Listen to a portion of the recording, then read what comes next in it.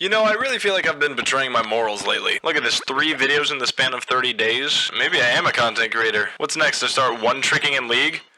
Whoa. Jeez. Well, as long as I don't start commissioning artists to make my videos appear to have a higher production value. This channel has really gone downhill in its 10 video lifespan. So here's a return to form, a guide on a really stupid champion with an even dumber build. Lately, Tark has been the focus of my monthly champion obsession. I had a Tryndamere phase, but y'all will never see the horrors that was Herald on Tryndamere.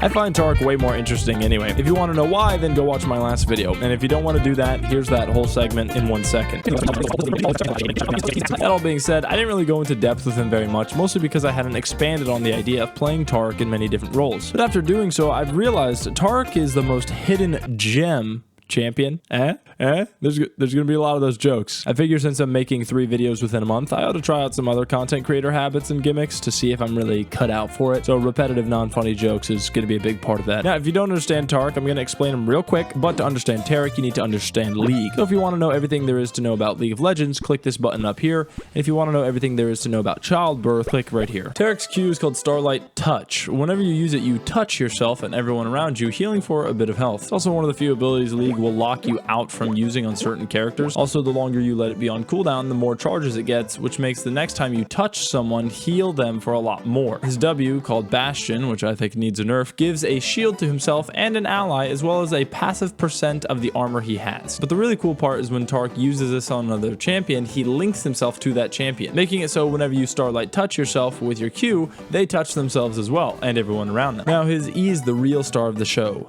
Dazzle. That's actually the name of the ability. So when you hit someone with it, they be dazzled.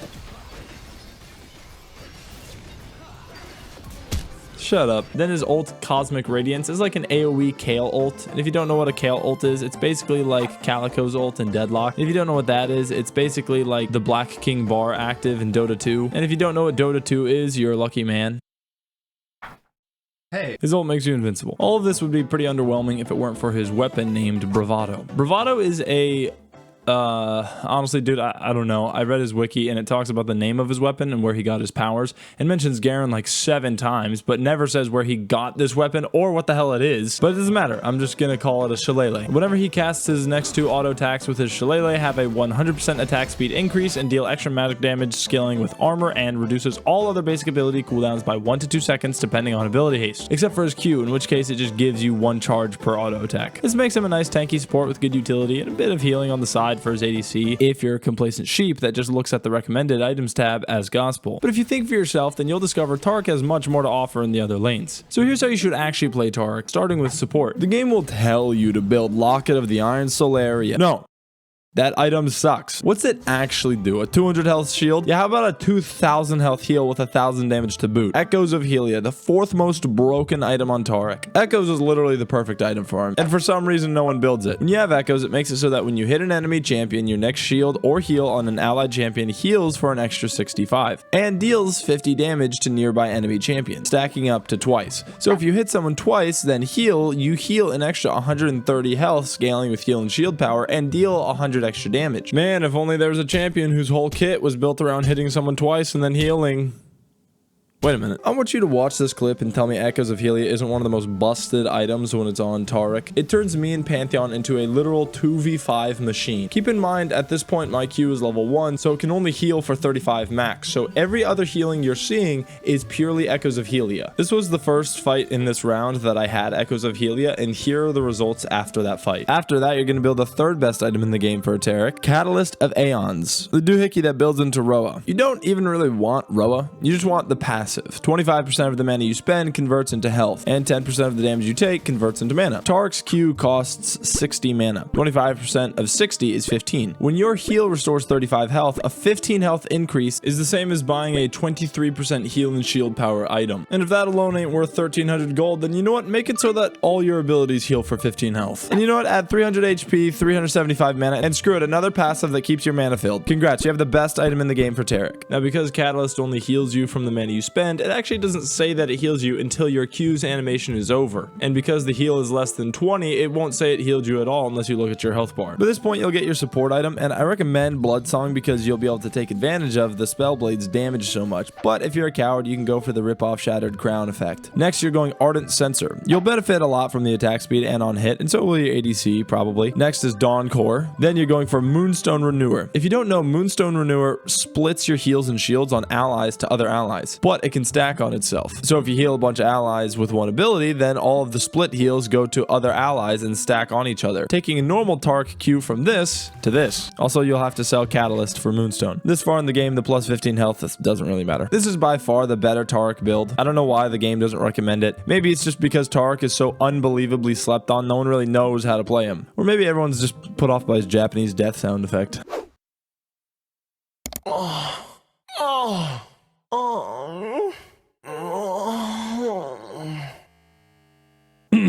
Moving on, I thought I'd try another content creator habit, door dashing meals. This was $41.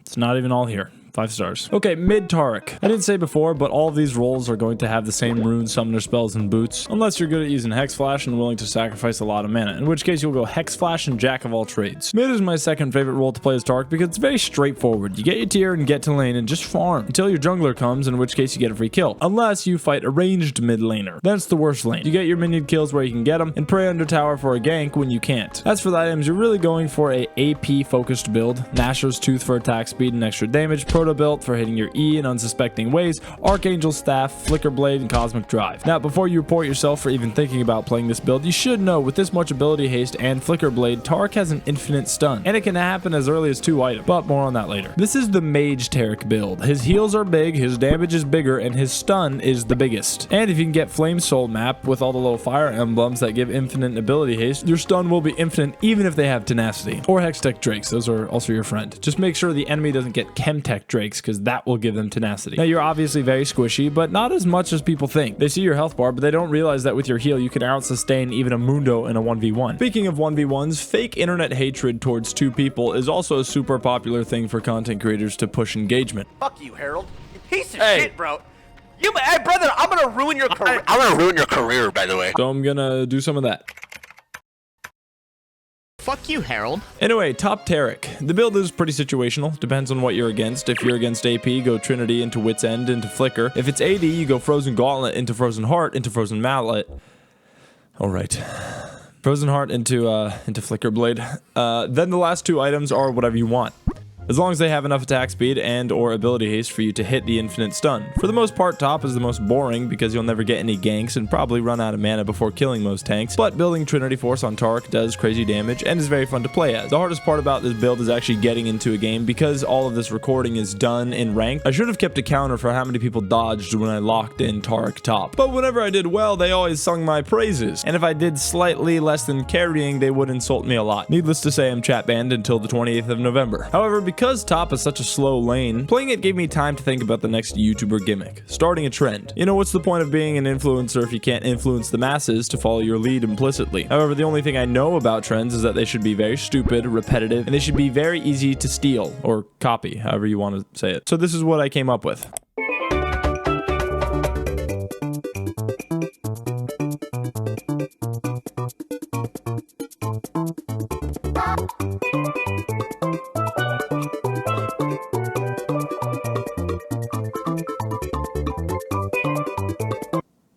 I thought it was funny. Seems to have caught on a little bit. At the very least, it got League's attention. And it's the most viewed video on League of Legends' official Vietnamese channel. So I'll count it as a win.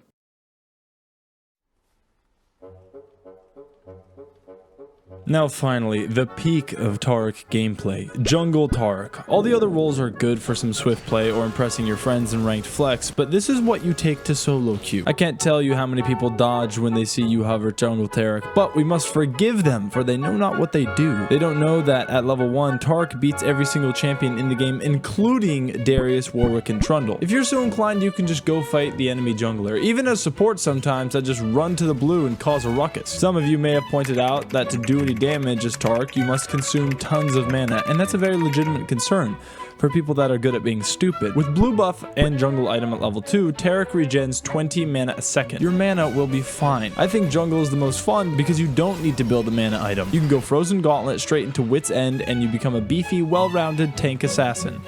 So basically a rip-off Cassante. Then Flicker Blade, and if you have upgraded boots, Hextech Drakes, or blue buff, you can already do the infinite stun. But something I've neglected to tell you is that the infinite stun is slightly difficult to pull off. The more ability haste you have, the easier it is. That's why mid Taric focuses on only items with 20 plus ability haste. After 120 ability haste, you only need to press E and auto twice and then press E again. But that's not the case for jungle Tark. Unfortunately, you're going to have to learn a slight amount of timing to make it work. It's very basic though. If you've ever pulled off a BLJ, you'll be able to do this. When you press E, immediately start auto attacking, and the millisecond your second auto hits, cast Q. Your Q has a relatively long cast time, so you want to do this in between autos as much as possible. And if you do it right, you can have an infinite stun with just these items. So every item you build after this is just a bonus. You'll find that playing jungle Tark is the most loved champion role combo you can play, because he has amazing ganks at level 3, and people like the free heals when clearing Baron or Dragon. Not Atacon, because fuck Atacon.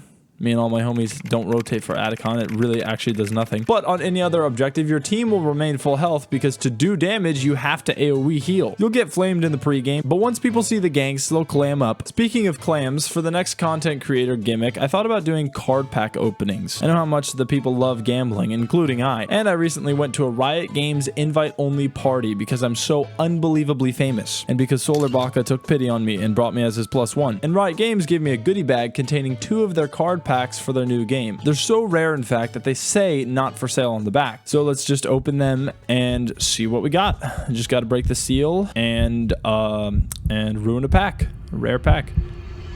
And yeah, I'm not doing this. I'm saving these. Now, before you go mindlessly consume other modes of entertainment instead of cleaning out your car and getting all those Taco Bell bags out from the passenger seat floor, there are a few X factors to Tark, besides having an infinite stun in the most competitive game in the world. Firstly, his synergy with Pantheon in the bot lane. If you have a duo, have him lock in Pantheon support, and whenever he uses his W, follow up with your E, and it's a guaranteed point-and-click 2.25 second stun. Or you can do something similar with Rammus, but when you do it with Rammus, you go full armor, because your W shares a percentage of your own armor. All of your damage and Rammus's damage scales off of armor, so you'll just explode the enemy laner without being able to be touched. Tark's W links you with a champion, making them cast all your abilities, and Callista can link herself with someone else as well, and Knight's Vow also links you, so if you play Tark with Callista, you can have 3 links to each other. Throw a Guardian, Ardent Censer, and Staff of Flowing Water in that Johnny, you got yourself a lot of gold value, and a very confusing build. Lastly, you can get Tark's infinite stun very early. I had Hilo Fear, a League of Legends mathematician YouTuber guy, do some maths and find the cheapest and quickest way to have enough stats for the infinite stun. And it's Phantom Dancer, Flicker Blade, 3 glowing motes, and Sheen, and blue buff. But with a measly 6,950 gold and a blue buff, you can permanently stun someone. Now for the last YouTuber gimmick, making a second channel. So now you can stop asking me for full gameplays of the builds I showcase. Go watch them there. Or who knows, maybe I'll try publicly streaming for once. But if I'm being honest, testing all these YouTuber habits just made me realize how little I relate to them. I will make videos I want to make probably forever. Whether or not they're public is directly related to how much work y'all put into them. That's why I put a puzzle for you to solve at the end of every video. If it doesn't get solved, you don't get another video. So here's the next one. Goodbye forever.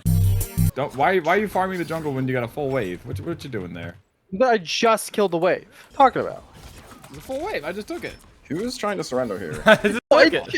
It just spawned. I know you have a full wave because I'm farming it. That's pretty much what happened there. Wave was in for like 0.3 seconds.